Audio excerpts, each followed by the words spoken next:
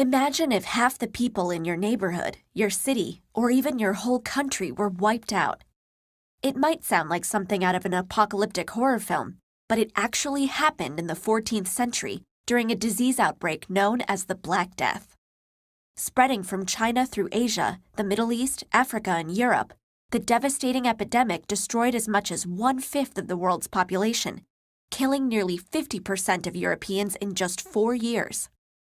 One of the most fascinating and puzzling things about the Black Death is that the illness itself was not a new phenomenon, but one that has affected humans for centuries.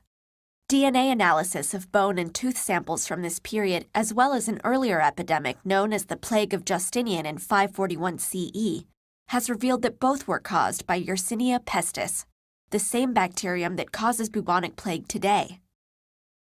What this means is that the same disease caused by the same pathogen can behave and spread very differently throughout history. Even before the use of antibiotics, the deadliest outbreaks in modern times, such as the ones that occurred in early 20th century India, killed no more than 3% of the population.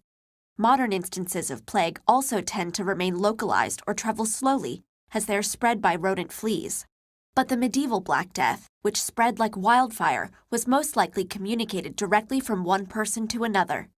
And because genetic comparisons of ancient and modern strains of Yersinia pestis have not revealed any significantly functional genetic differences, the key to why the earlier outbreak was so much deadlier must lie not in the parasite, but the host. For about 300 years during the High Middle Ages, a warmer climate and agricultural improvements had led to explosive population growth throughout Europe. But with so many new mouths to feed, the end of this warm period spelled disaster.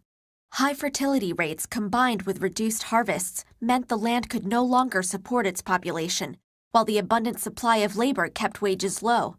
As a result, most Europeans in the early 14th century experienced a steady decline in living standards, marked by famine, poverty, and poor health, leaving them vulnerable to infection. And indeed, the skeletal remains of Black Death victims found in London show telltale signs of malnutrition and prior illness. The destruction caused by the Black Death changed humanity in two important ways. On a societal level, the rapid loss of population led to important changes in Europe's economic conditions.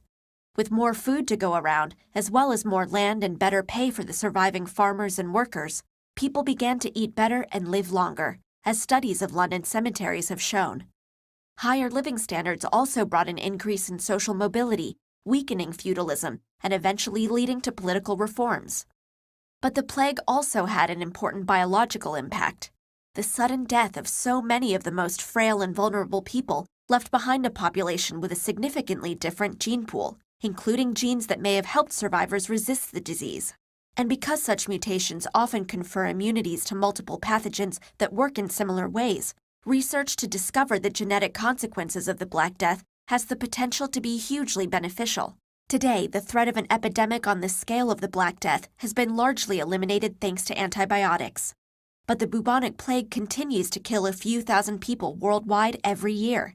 And the recent emergence of a drug-resistant strain threatens the return of darker times. Learning more about the causes and effects of the Black Death is important, not just for understanding how our world has been shaped by the past. It may also help save us from a similar nightmare in the future.